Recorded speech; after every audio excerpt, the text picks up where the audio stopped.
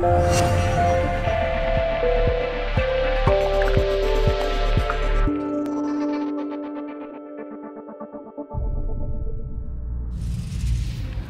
back, critical minds, to our last session of the Critical Zones panel discussion. We have three wonderful speakers on board with us, and together with them we will focus on the subtitle of our exhibition, Observatories for Earthly Politics. Earthly Politics, an issue we all should be very keen about it. So let's pay key attention towards our new earthly politics for the next 65 minutes. To guide our steps, we will be having our first speaker, Dipesh Chakrabarty. I'm very honored to have you with us tonight.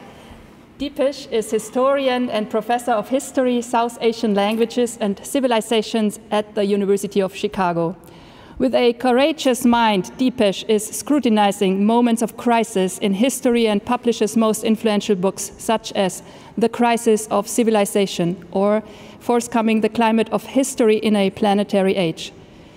Tonight, Dipesh will be sharing his thoughts on the interrelations between the global and the planetary. He will show how the global is actually revealing the planetary from a perspective that goes beyond the confines of the European mindset, and will also shed a clear light onto our current pandemic position in crisis. Thank you so much. Welcome, Dipesh. I'm very pleased to be here. I'm very pleased to be in the company of Emanuele and Vinciane. And I look forward to what they have to say and what others have to say. The issue of both critical zone and planetarity and thinking about human beings in a larger context of life, of the planet, these have become very important. And I think we are all trying to find our way through these issues. To some other vision of the world, which is not fully formed yet, at least in my mind. So I'm very much looking forward to being part of the experiment you're doing, the public discussion you're carrying out. And I'm very grateful to all of you, and in particular to Bruno Latour and to you all for the invitation to be here. Wonderful. Thank you, Dipesh. Having an eye on living beings such as microbes and plants, our second speaker, Emanuele Coccia, enters into the discourse later on with a powerful argumentation showing us how stuck we are with our happy-go-lucky use of the metaphor of the house when we conceptualize ecology. Emanuele Coccia, wonderful that you are here. Hello, thank you. Thank you for inviting me. Thank you, Bruno, for inviting me. Thank you to all the staff. Thank you, Peter. I'm very happy and honored to be here. I'm very happy and honored to speak with Dipesh and Vinciane and to have a discussion with them. Thank you so much. Thank you. Emanuele, let me shortly introduce you to the public audience, is philosopher and professor for the history of philosophy in Paris. He works extensively on the history of ecology and on the intersections of philosophy, art, and biology.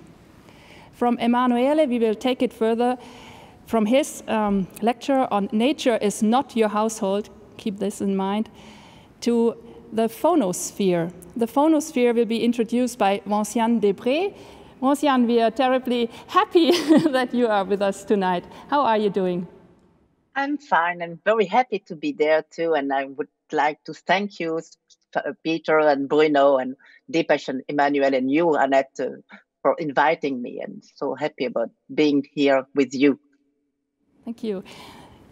Vinciane is philosopher of science, psychologist, and currently working in Belgium at the University of Liège and the Vrije University in Brussels as specialist in ethology and animal behavior. She seeks to understand how scientists build their theories in working with animals. What relationships are established between the human scientists and the animals? Vinciane is an ambassador of the terrestrial, I'd say, exploring the relations of living beings and territories. She reads the scientific literature to bring up new ontological lessons to us. So I'm waiting for Bruno now to give him a chance to introduce his dear guests as well. I'm here and I'm absolutely delighted. As you all know, Dipesh is actually responsible for part of a show because he brought us into the planetary. and no one wanted to be in the planetary before he made it a center of a recent history. And Emanuele has worked with us with the HFJ student when we were working for 2 years to prepare this show, and he gave amazing lectures, which is a sort of critique of the notion of ecology. And of course, it's absolutely marvelous to see Vinciane. We have been working together for about 25 years. She will not be able to hear the cricket today because there is actually, it's very cold and I had to lock the door. But I'm sure she would have been able to comment on the soundscape produced by the cricket. It's marvelous to see the three of you. Thank you, Bruno. Dear technical team, could you please roll up the video by Dipesh?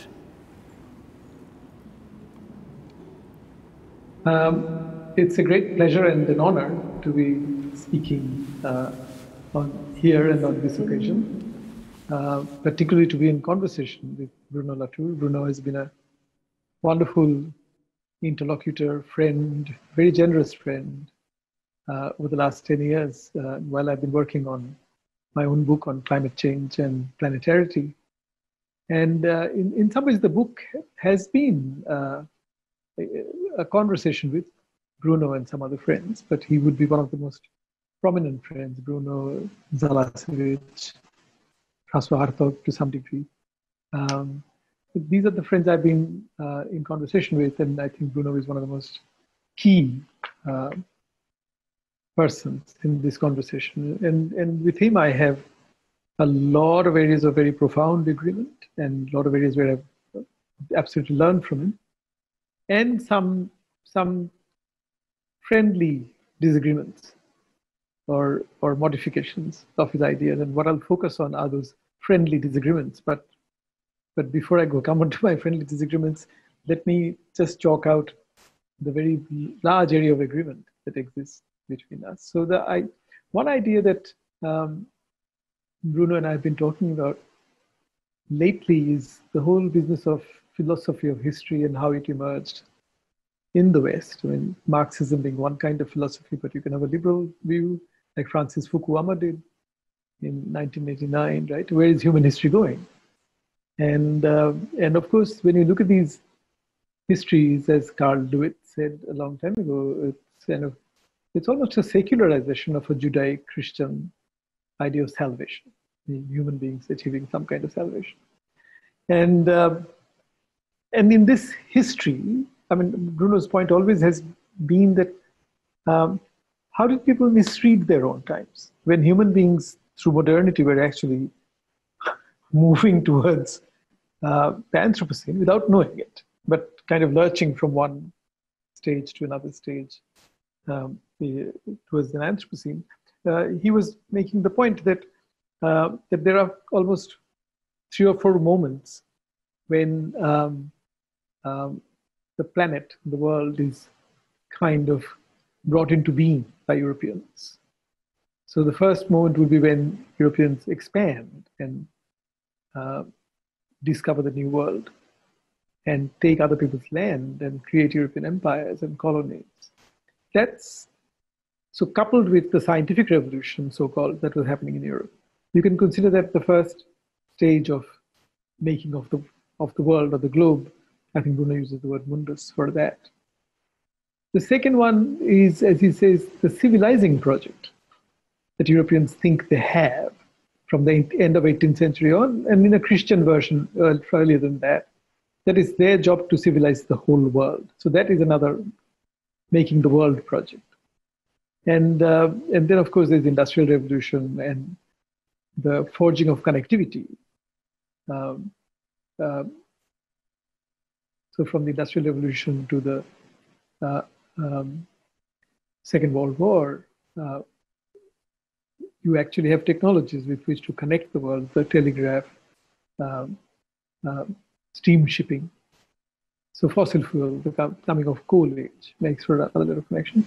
And then, of course, there's globalization and particularly the deregulation of world economies under Thatcher and Ronald Reagan, particularly in the Anglosphere, is deregulation, which is then joined in by China after Deng Xiaoping announces the 4 mobilization plan in the 1970s.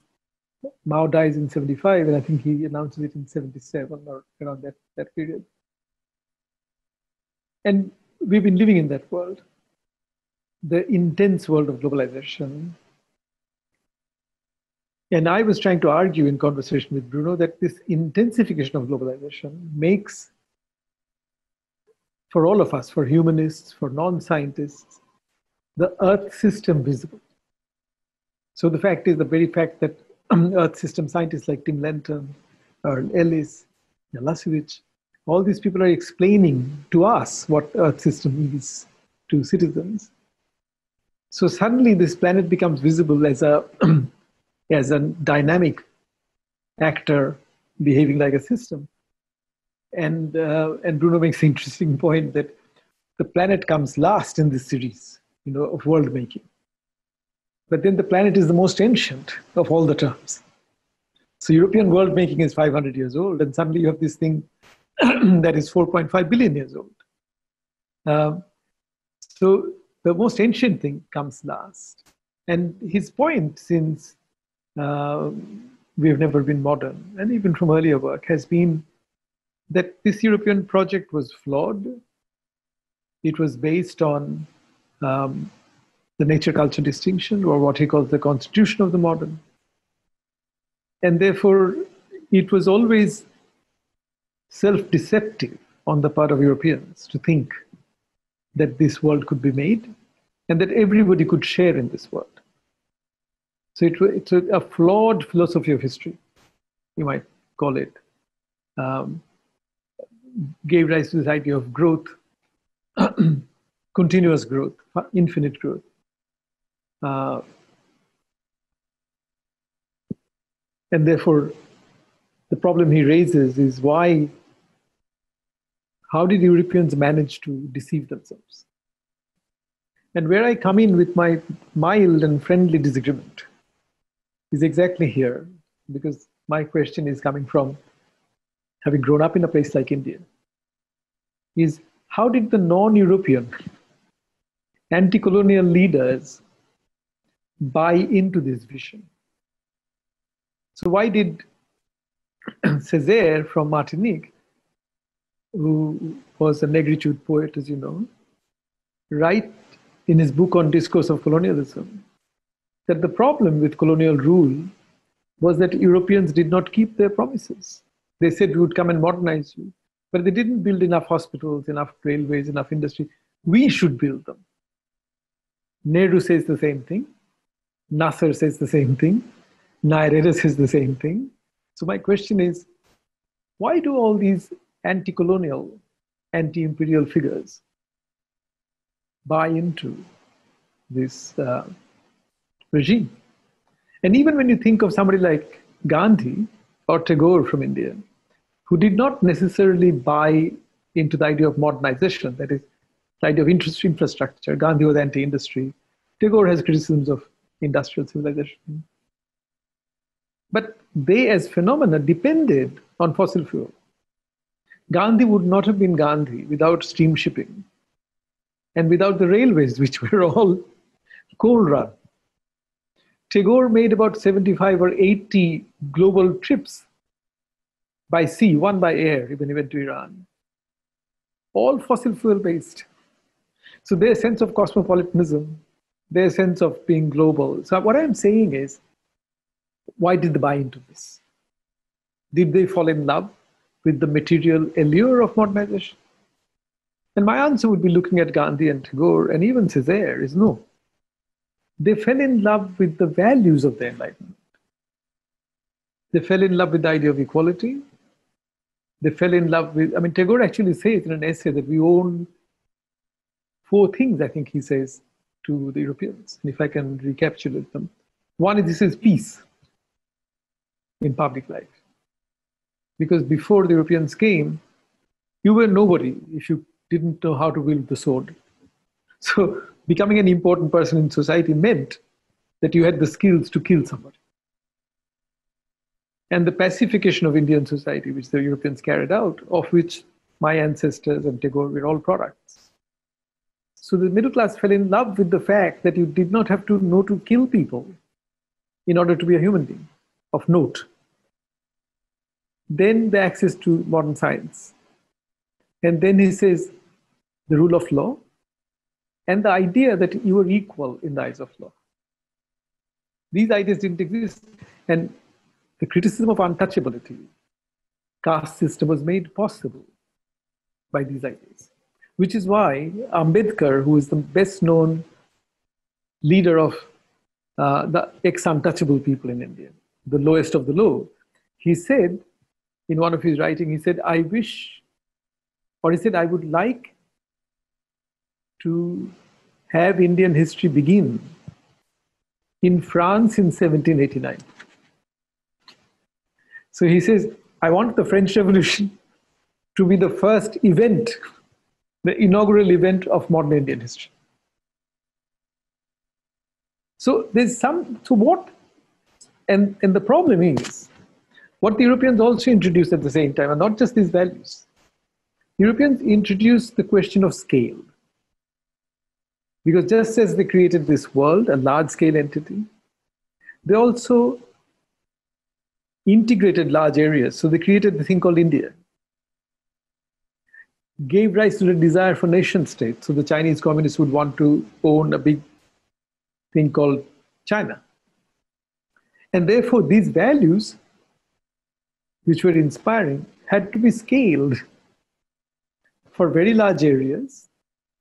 And after the Second World War, for a very large number of people. So the idea of equality, the idea of caring for the poor, all of these things would have to be executed in India and China after their revolution or independence for a growing number of people. So Indian population has grown more than 4 times in my lifetime, as is the Chinese population. And the only way you can care, at least Europeans also developed a science, quote unquote. It's really an art of governance called economics, which comes out of 18th century moral philosophy. And somebody like Adam Smith actually argues that economics is a way of caring for people. Which is why you can have somebody like Amartya Sen write a book called Development as Freedom, or the kind of capabilities approach that both he and Martha Nussbaum and others champion. So this idea that so on the one hand, economics was a way of developing a secular spirit of caring. See, before that, in India, for instance, caring was very religious, like in Christian caring. You cared for somebody because they were God's creature. But that you had to care for millions of people whom you could never know personally, gave rise in economics to the idea of welfare. Welfare. So it's a totally humanocentric. It was forgetful of ecology. But it championed one principle that humans and our ancestors, the hominins, needed, and which got written into European political philosophy, is that humans have to be protected from predators.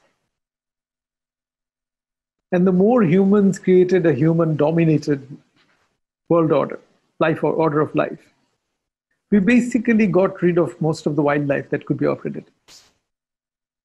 The only predators we have now left are viruses and bacteria and microbes. So in a way, what happened was, in combining caring with scaling up.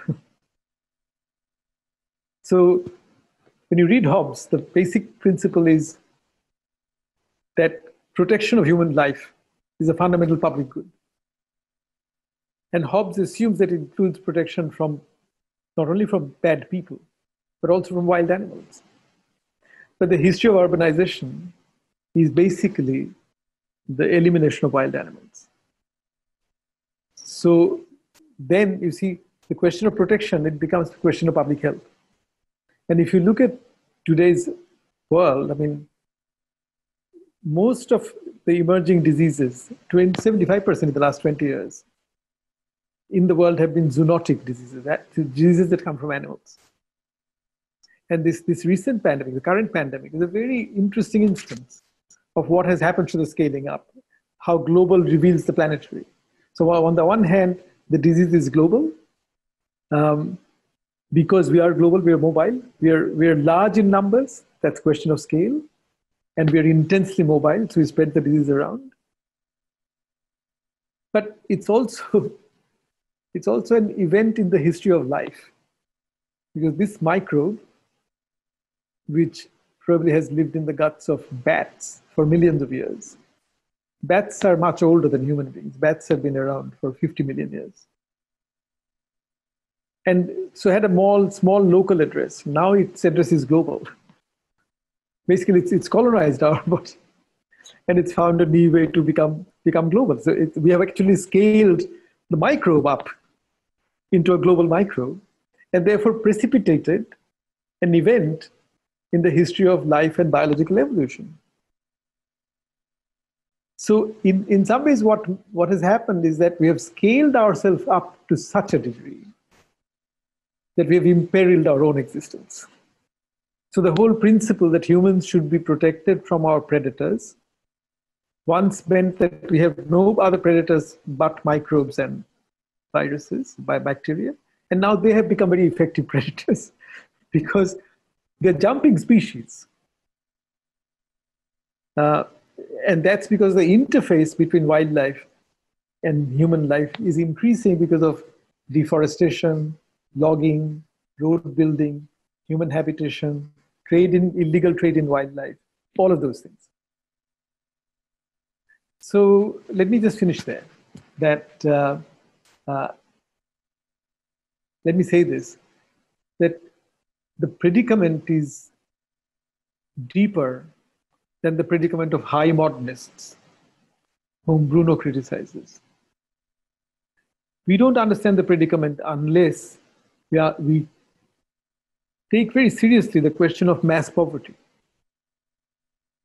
And all those anti-colonial people I named spoke about poverty and development and modernization in good faith. Now people like Prime Minister Modi and others, they speak in bad faith. But the fact that China and India defend fossil fuel on grounds of removing poverty and sound like they're making a very powerful argument shows that poverty itself, it's a scaled up problem. It's a very important problem. And unless we take that into account very seriously, we would not know how to further the critique of planetarity that Bruno inaugurated, how to take it forward and into our time. Dipesh, thank you so much for this touching talk. If you allow, I would ask Vinciane, because to be our first commentator on your impulse you suggested to us, because you beautifully brought into our discussion the notion of friendly disagreement. And now I'm really curious how we can evolve with this friendly disagreement within this round of experts, and also to give it or pass it on to our online audience. So Vinciane, maybe you have a first response to Dipesh? I wouldn't have a response to this friendly disagreement, but I would. I think that something that is very interesting in the situation is that virus has shown with an intensity we didn't even believe it could do. The numerous forms of interdependencies we have, and this is interesting because there are some interdependency that we would prefer not have. And the virus proliferates so well with this kind, but also other kinds of interdependencies, even within humanity. I mean, the people who are working for us, and we didn't even notice that they were so essential for us, everyday survival.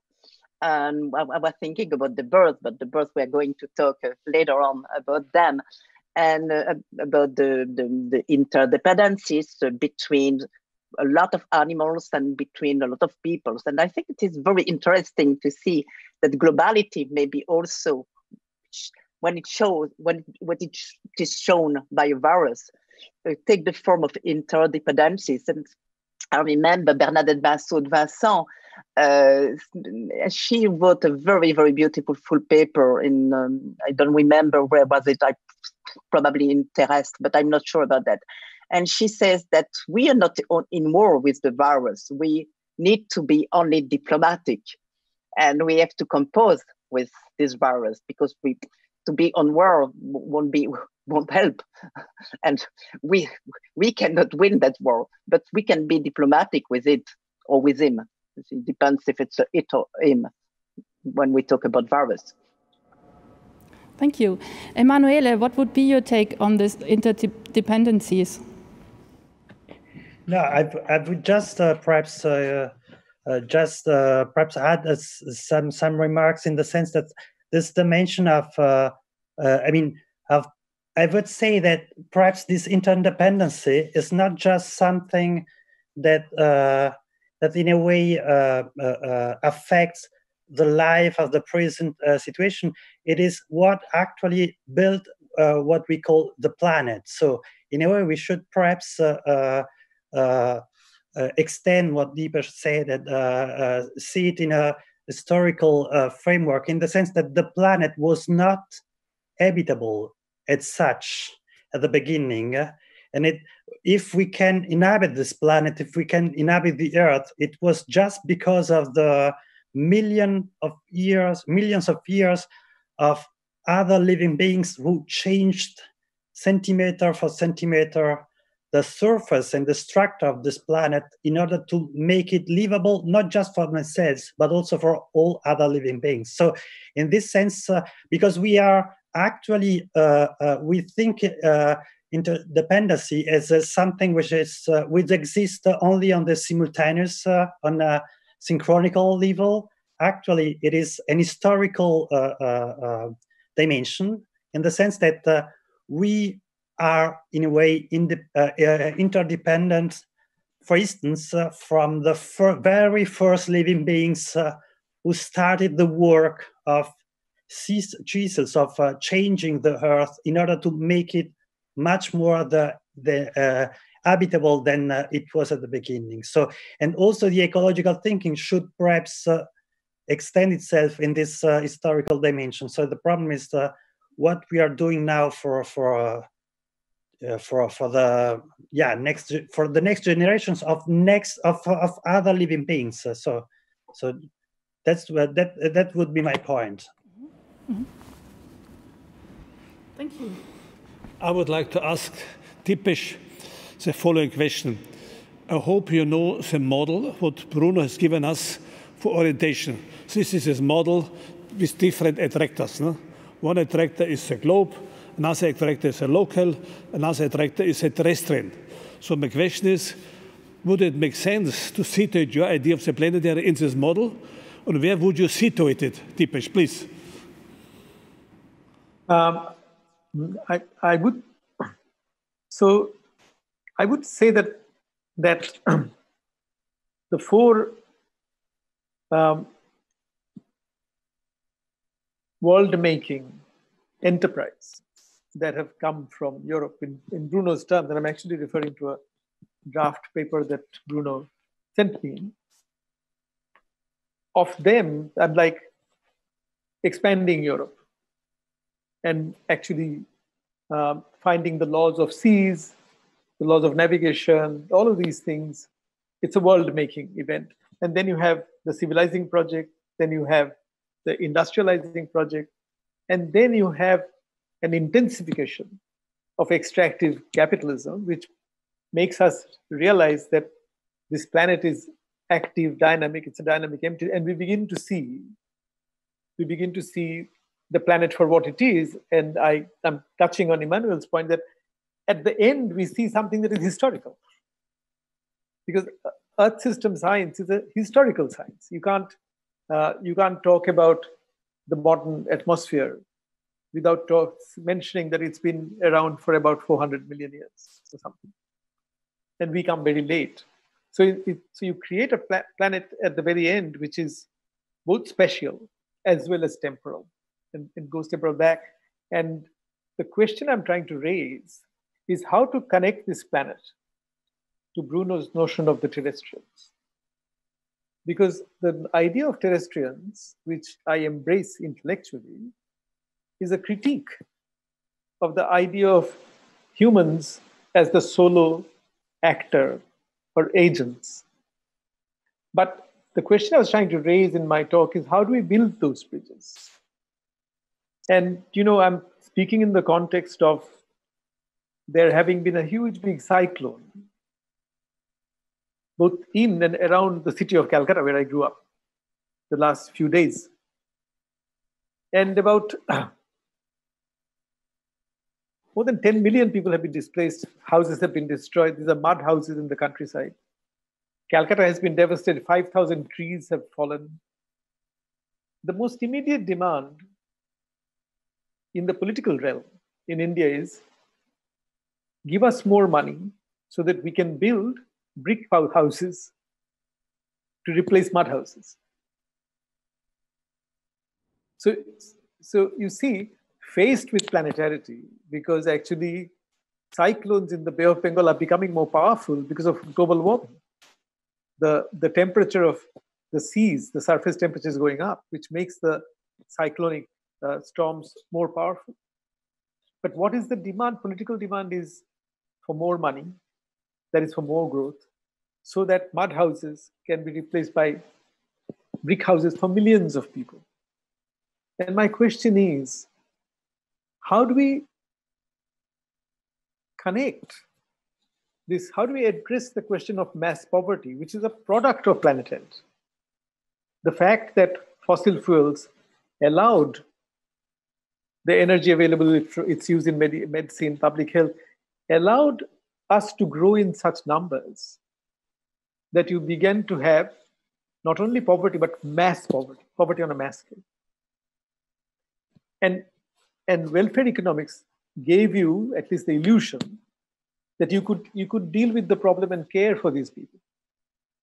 So the question I was raising is, in thinking about terrestrians, how do we address this question of care?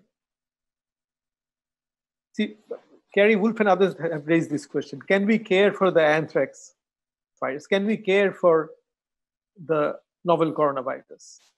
Because these are enemies. They affect the principle of protection. But the question is, can we talk about the terrestrians without engaging the question of caring, not just for non-human, which we should, but marrying that to the question of care for fellow human beings? So that when somebody says we need brick-built houses, what will be my answer in this moment of complete destitution and destruction of human life? Another example, many animals have died in this cyclone. The first human response is totally humanocentric. They will create diseases. And it goes back to the question of protection that I was saying, that health is a public good. So I'm really trying to think my way through, and I don't think there's a ready-made answer. So it's not a challenge, it's a real question.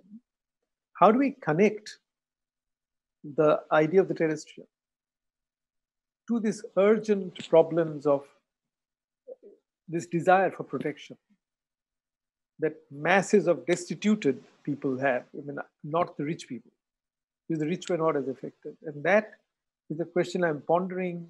I always think through, we have never been modern, to actually think about the question of why so many people have wanted to be modern. And the question is their wanting to be modern simply a misreading of their historical time? Is that a wrong historical philosophy? Or do we have to deal with it however wrong it may be? And that's where I am. So how to connect the planetarity and the terrestrians and the special needs of humans, and I mean destituted humans, the most disadvantaged humans. How to triangulate the three is the question I'm raising, so that we don't have to give up on our care of the fellow human while intellectually embracing the idea of the terrestrian, the idea of the terrestrian as some kind of networked collective agent.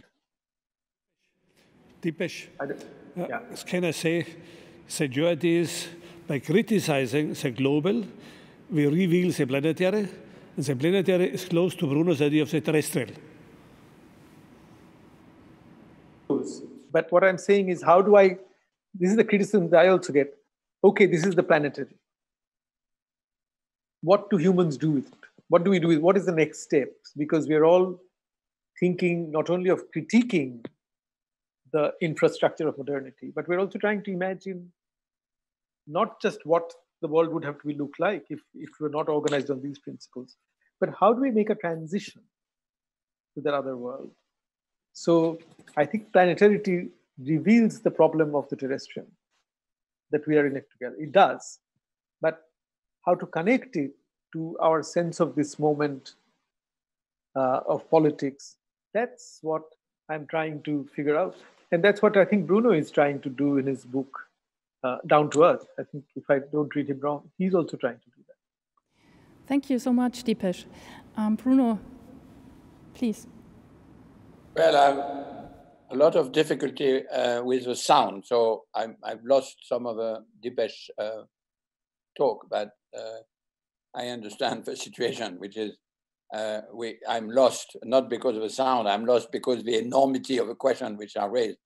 But I think it's clear from the work of Dipesh that we are, and that's what we try to show in the exhibition and in the catalog, where, by the way, Dipesh, Emanuele, and Vinciane are writing, have written, is the multiplicity of what I call planetary tension or planetary gravitational field, so to speak.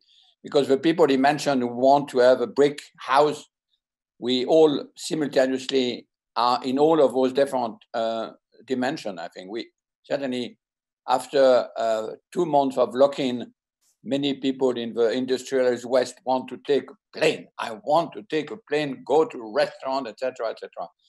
And simultaneously knowing that we have to shift our horizon to the terrestrial, simultaneously reinventing things on the local. So I think there is something we are discussing with Dipesh actually right now, which is a multiplicity of planetary influences, which we try to show in the exhibition, because from one place to the other one, we feel a different gravitational push again. But the size of the question, which is what do we do with the people who deserve to be modernized, while simultaneously we have to move out of it. And the problem of economization and de-economization is so gigantic, especially because of an economic crisis that is coming to us.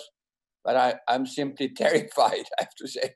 And I think this is beyond me right now. Good moment to have Emanuele's talk fit in right now. So please roll the film. So good evening, and thanks a lot for inviting me. I will try to speak about ecology, starting from the situation we were within in the last months. And like in a fairy tale, a virus, a tiny creature, has invaded all the cities of the world. It's hard to even give it the attribute of living.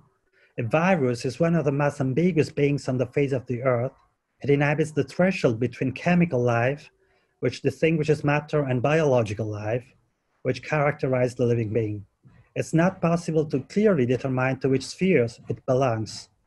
Within its own body, the clear distinction between life and death is nullified.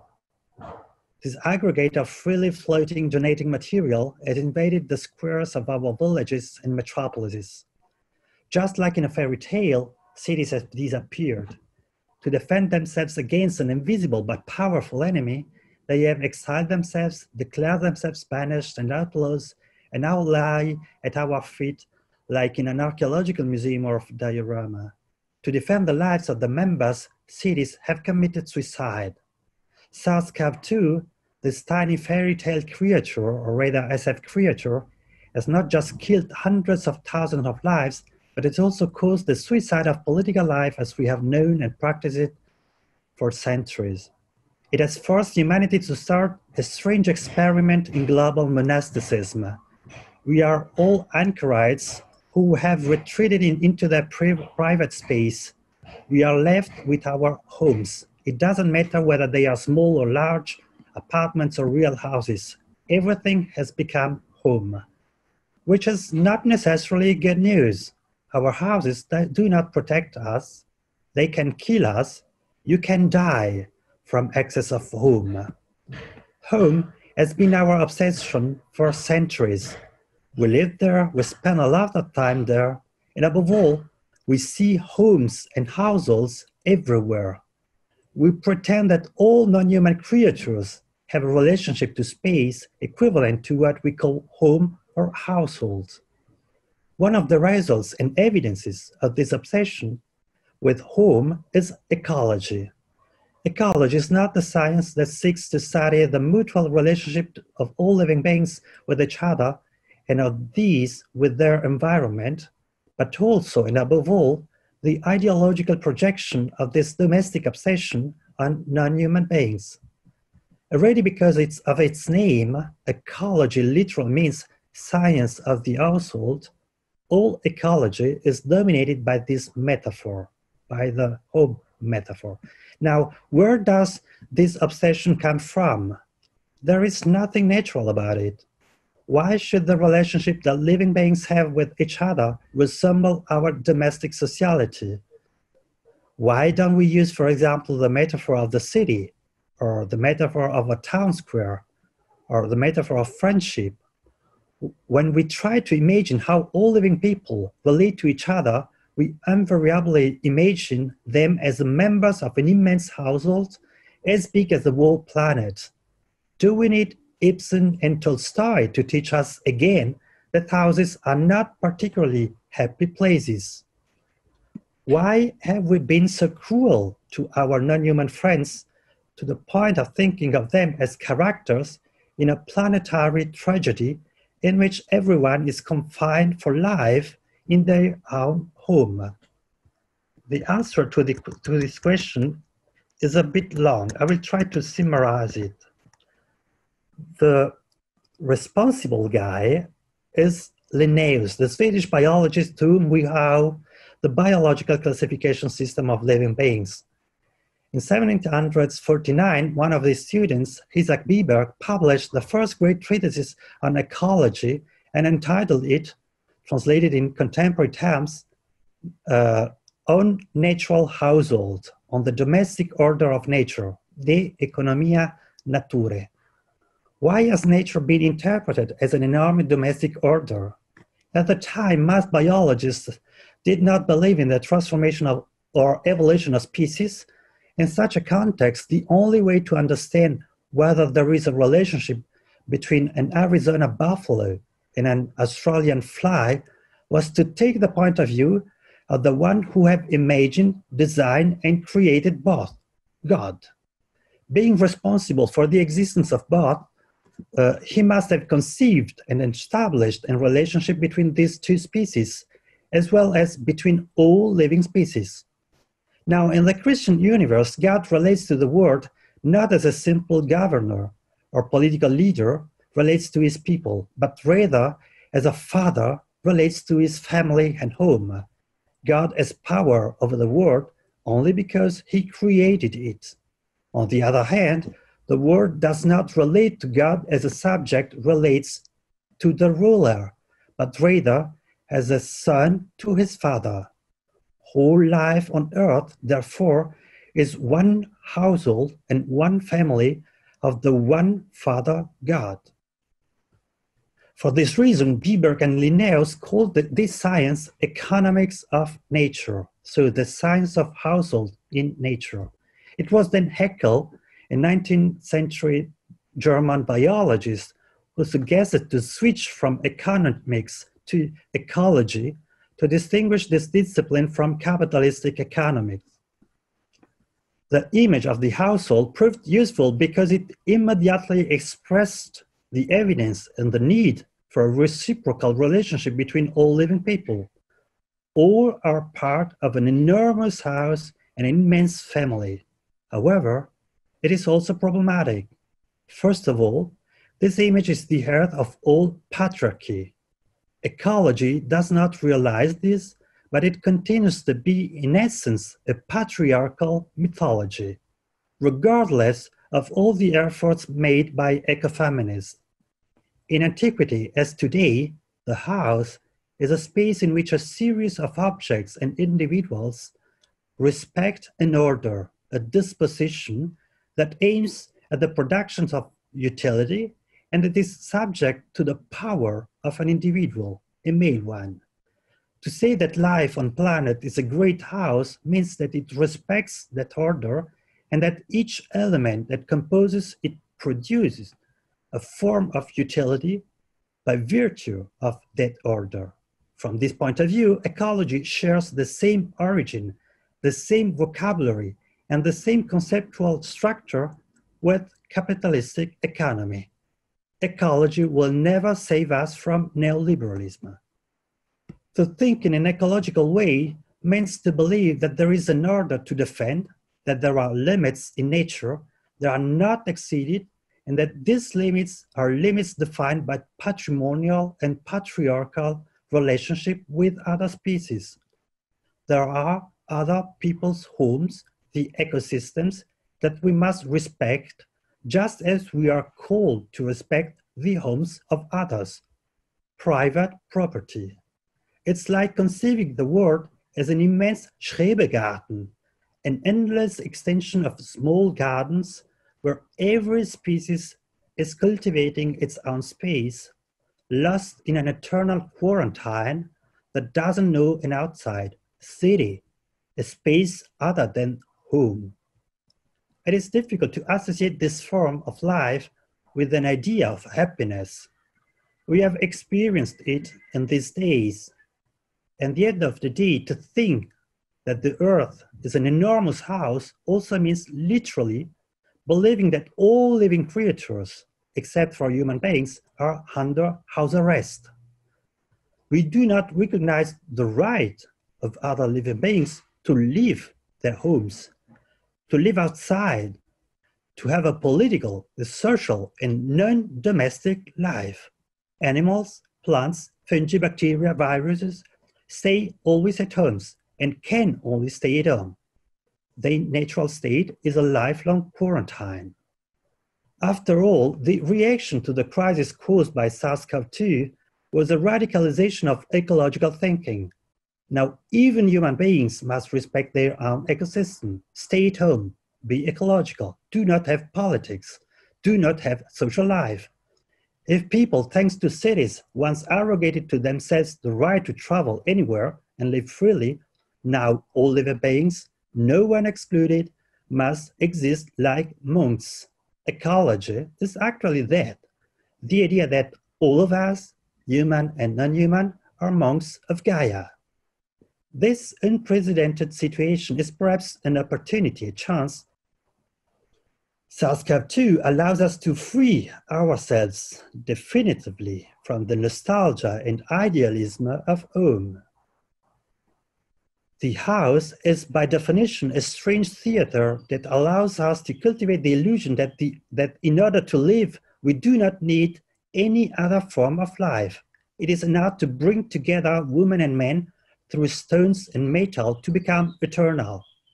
The house and its expansion, the city, is above all a form of human monoculture that rejects outside itself everything that does not resemble it, in what we still call forest. The name forest, from Latin foris, it is outside, which we insist on thinking of as the natural home of natural beings, this name, I said, is just the expression of this conclusion. A forest is the place where the excluded, the exiled from the cities, from the homes, from human homes, are gathered. The word forest should be translated literally in English with refugee camp.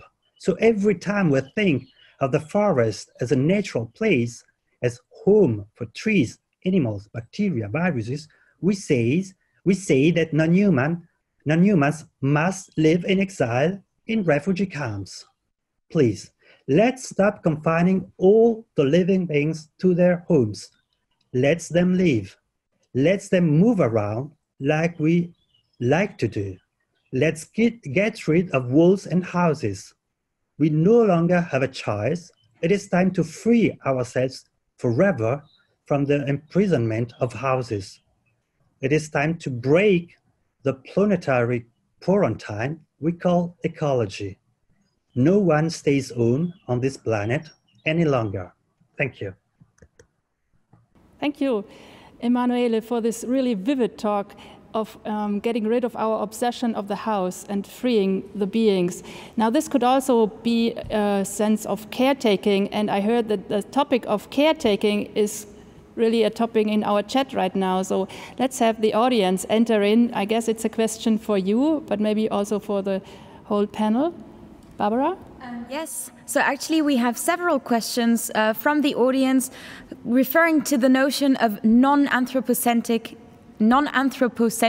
care. So for example, Josh says that it would be wonderful if the point of care could be further elaborated, especially non-anthropocentric care. And Abhishek Chauhan says it would be nice to situate care in the current cosmopolitics that Bruno suggests. And Federica also observes that the care for humans and the care for non-humans are not mutually exclusive. So I think it could be interesting, Emanuele, to if you could quickly elaborate a little bit on care, as you already did in your talk, and maybe we could pass that on to Vinciane if everybody else agrees. Yes, what is interesting perhaps is speaking about the house. I mean, the problem with the concept of care is perhaps that we imagine this the care as just a psychological attitude. There's something which has to do with sentiments, with affects, and so on. And we forget that, for instance, the very first project of care is a house. Actually, we should redefine house in a non-patriarchal, non-patrimonial way, saying that each house, each home is a sort of collection of things which we care of, but also that we think they can care for us. So of objects and of subjects. So in a way, we should perhaps think in a much more materialistic way care, and think that care is not just a psychological attitude. Is a structure, a material structure, an economical structure, and that each individual, in a way, design its own care when he or she is actually designing a house, a home. So, and this is in a way a not patriarchal way of defining home. So, in the fact that I'm here, I just put.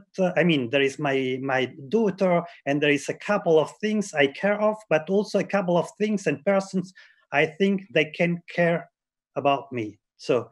What I'm suggesting is we have to depsychologize care and to transform it into something which has also in terms of non-human beings, which has a very much more material meaning.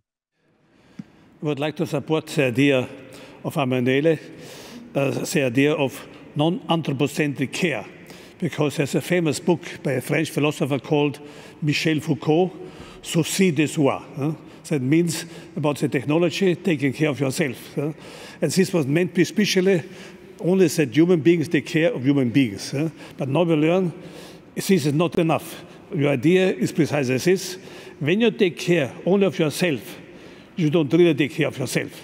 To take care of yourself means you must go beyond the limits of human beings. You must also take care of other living beings. This is an idea which is a very important idea. Right, Emanuele? Actually, I would say that care is actually it's an attitude that it has. I mean, it has nothing to do with yourself and or the other. It's a cosmological attitude. So care means that actually you need care. You need to care yourself and to care the others because as I said, the earth, the world, but not just for human, for every living being, is not in itself habitable. You need to change stuff, to manipulate matter, but every living being is doing there. So in a way, you need to re-transform the world in order to make it possible to live, to make your own life possible, and then also to make the life of your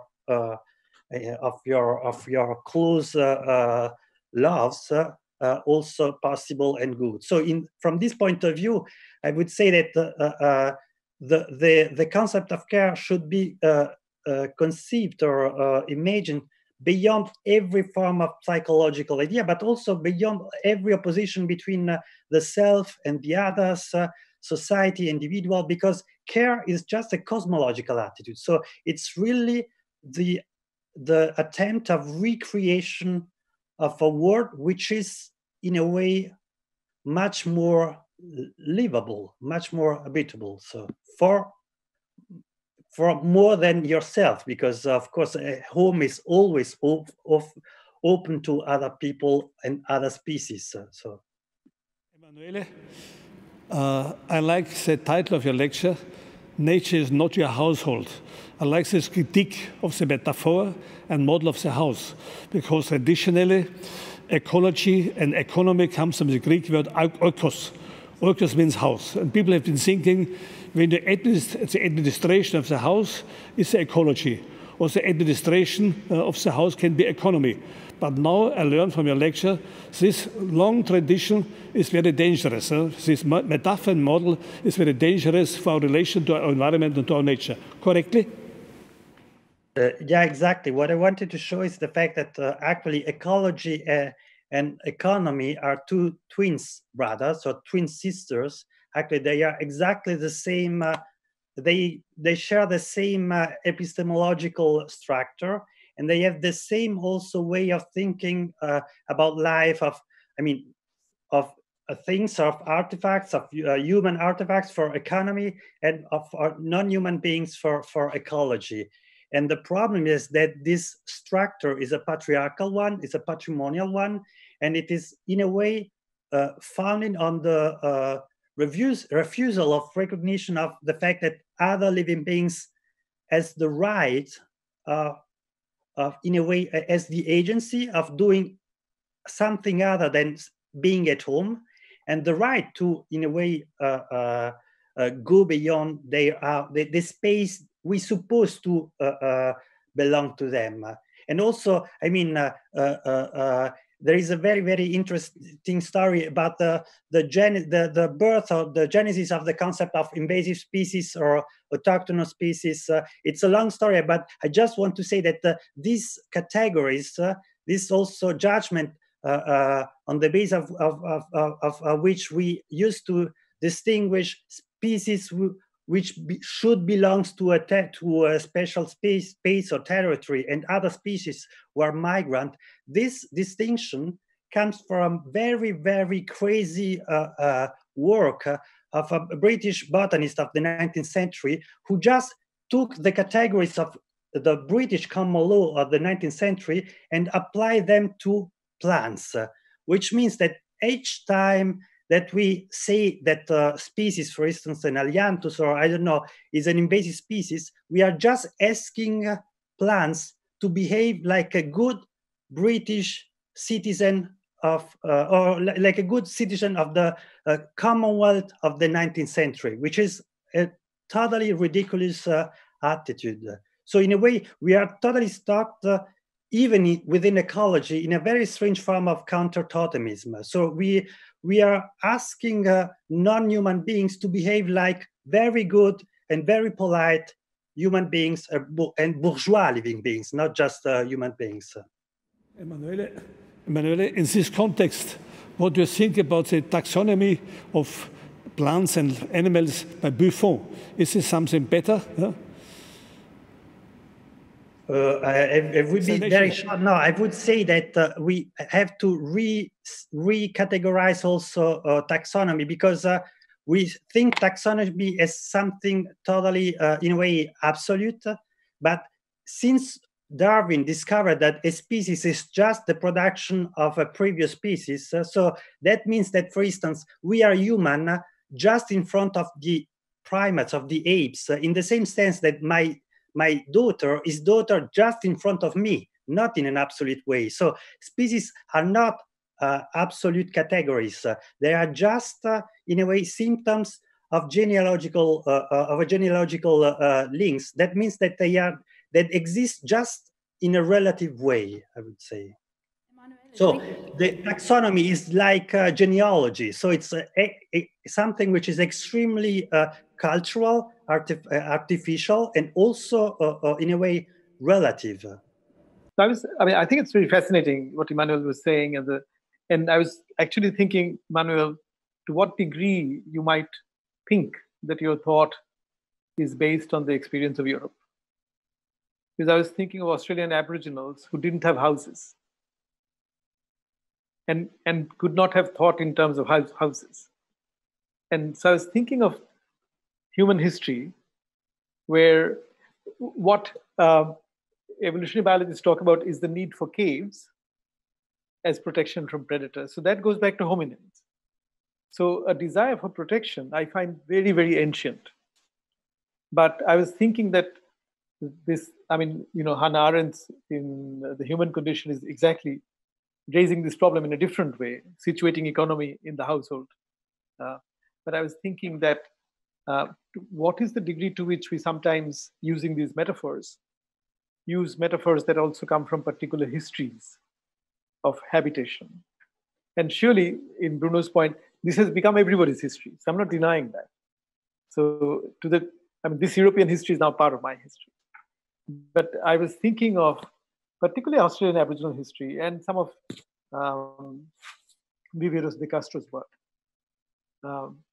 that humans actually have lived with other non-humans without necessarily making their thoughts go through the metaphor of the house. So to what degree it's a particularly European problem that one is addressing? Though it is everybody's problem, I grant you that. No, of course, it's a European problem. The main problem is that ecology denies to be a European vision on the natural world. So I totally agree on you.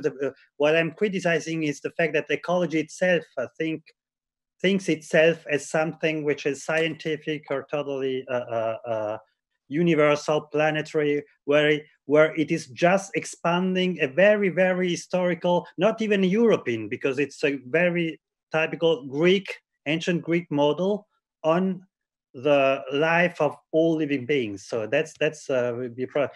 But I would stress that not even European, because in the south of Italy you have a lot of different way of living. So it's a very, very, very tiny model which has been considered as the natural form of life of every living being. So, thank you. Emanuele, thank you. Let's move on to the phonocene of Vinciane. I think this is now a good link to get this going.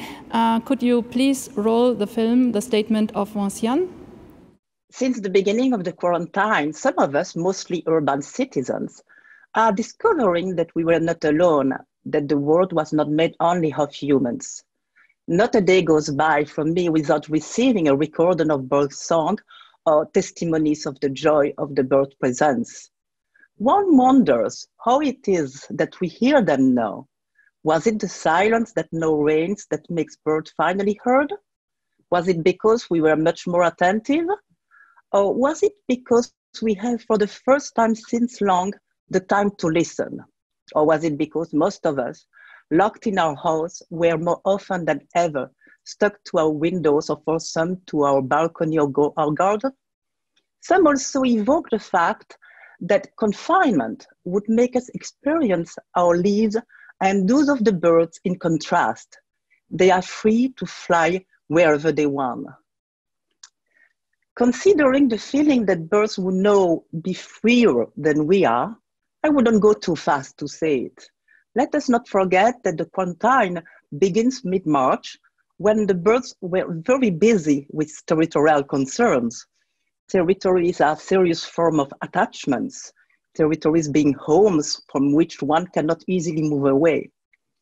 A territory is a place to make, and this making keeps the birds busy, creating the place, singing, calling, dialoguing, challenging each other, creating links between neighbors, manifesting their presence.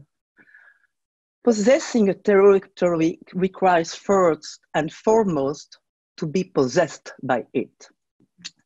So, the silence, the fact we are less busy, the time we spent at our windows, or the feelings that birds are free while we are not, could easily explain why most of us suddenly realized that birds were living so close to us. And all these hypotheses are undoubtedly true, but they miss an important point: the birds themselves. First, don't forget, we were in the middle of March, which is the time when territorial birds are particularly busy in making their territories, mostly by singing to each other from early morning to sunset, and even after that. In my neighborhood, for example, the blackbirds start the chorus, followed shortly after that by the tarless chickadees, and others will soon join.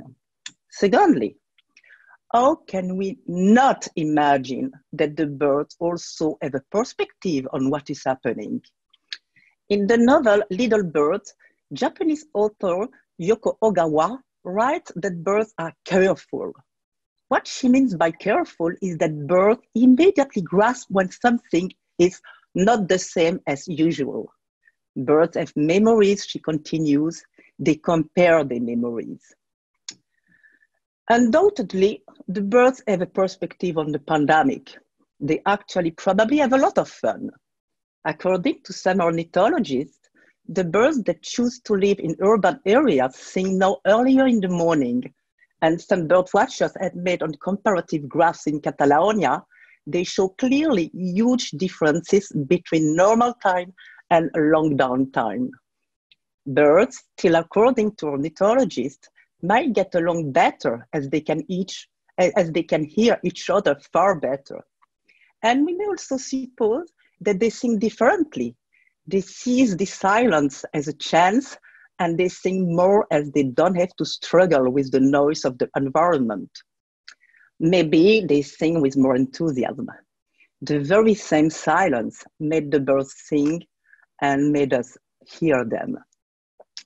And perhaps we humans can hear birds better because we are all birds and humans, in fact, liberated. We humans from the shackles of habits that made us act as silly automata with what surrounds us. And then the bird, freed from the anthropocacophony we hitherto imposed on them. If the silence made the birds sing, we could even go as far as to say that the silence had been itself territorialized by the birds. And one could also think, listening to the people singing all together at the window or on the balcony, like we heard that in Spain, in Italy, or in France, that these people were experimenting the tremendous power of the sun territories. We know how important it is for us, primates as we are, baboons would say Bruno Latour, to touch each other, to groom each other, to experience our bodies in close contact with other bodies. These people singing were inventing other ways to touch each other. Quarantine has deteriorated them. These people sharing together the tremendous magical power of song and music to affect bodies at a distance, were reterrorizing themselves as collective. So the human primates in frontline reinvented other ways, using the birth ways of affecting others and being affected by others. This might be a good narrative for the phonocene. It's not impossible that this experience makes us feel a small part of what a birth territory can be. Many of the theories that try to explain territory have focused the attention on the competition between birds, on conflicts, on the need to guard and defend boundaries. In this perspective, each delimitation between two territories is a border that should be guarded by threat or conflict. But if we are interested in the pleasure that birds have in singing, if we pay attention to the fact that boundaries of territories are meeting places, if we take into account the fact that birds always try to stick territories together, if we see that the skylarks or the song sparrows learn the songs of their neighbors and sing the same dialect as them, then other stories can be imagined. Far from being a possession to be jealously guarded, territory is a space whose crucial dimensions are the peripheries. For it is on the periphery that social life continues, even in times of mating and breeding, when parental and conjugal duties must be fulfilled. And that's what interested me, seeing how ornithologists have learned to pay attention to things that don't seem to fit in well, or they manage to challenge the idea that it's all about competition, and above all the birds have convinced them to take into account what is really important to them and all the good reason birds have for being deeply attached to, through, and by their territories.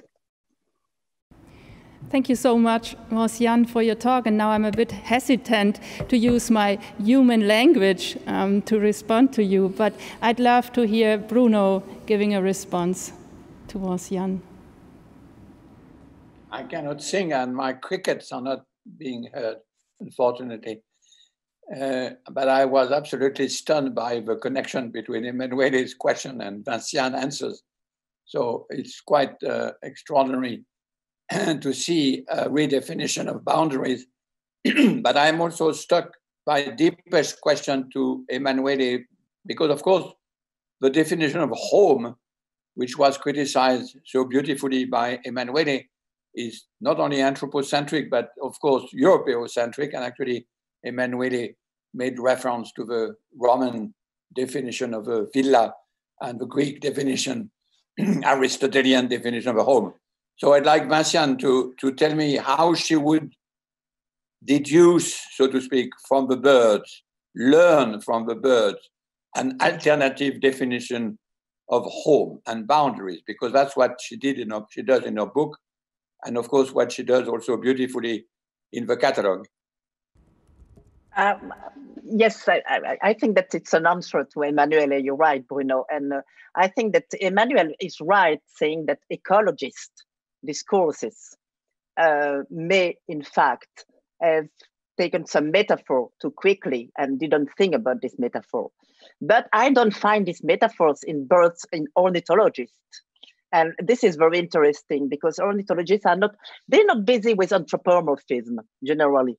I mean, primatologists may be, mammatologists may be very concerned with anthropomorphism, but it's not the point with ornithologists, which is very interesting because they are careful not to use our concept, not to use our ideas about birds, not because they don't want to be anthropomorphic, because they know exactly that it doesn't work.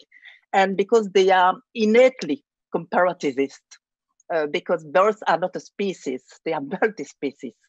And I think that is very interesting that they study multi-species and take the use and the habit to compare, and not to compare with humans, which was the very good point. And I think that might be what saved the birds. Ornithology do not have tendencies to compare birds and humans. They compare birds among themselves, which is not the case if you take some literature. I mean, if you take the vulgarization literature, Michel Serres writing about territories, or I don't remember the name of this man. I would rather prefer. But when non-ornithologists are writing about territories, they are very, very anthropomorphic. They see territories as private property and the origin of private property. So it's, yes. But if ornithologists are not anthropomorphic, I'm asking you something in the other direction. That is, what would you teach us, so to speak, the one worried about properties, the one worried about society's organization, from the overlapping, slightly complex, multi-species definition of territory? In other words, if birds are to teach us property rights, how would it look like once transported in law, so to speak? Sorry, the question is a bit silly, but I think it's linked to the Emanuele and Dipesh. I would say it depends which bird. That's the problem, that you cannot make any generalization with birds. It depends which bird. But some birds would help us to think about commons, for example, because territories may sometimes, in some ways, look like commons. It's a way of sharing a big territory and sharing in the double sense of the term, sharing in the sense of being together in that territories and maybe sometimes also defending against other group, and sharing in the same time as dividing the territories where each bird has its own place. This is one thing.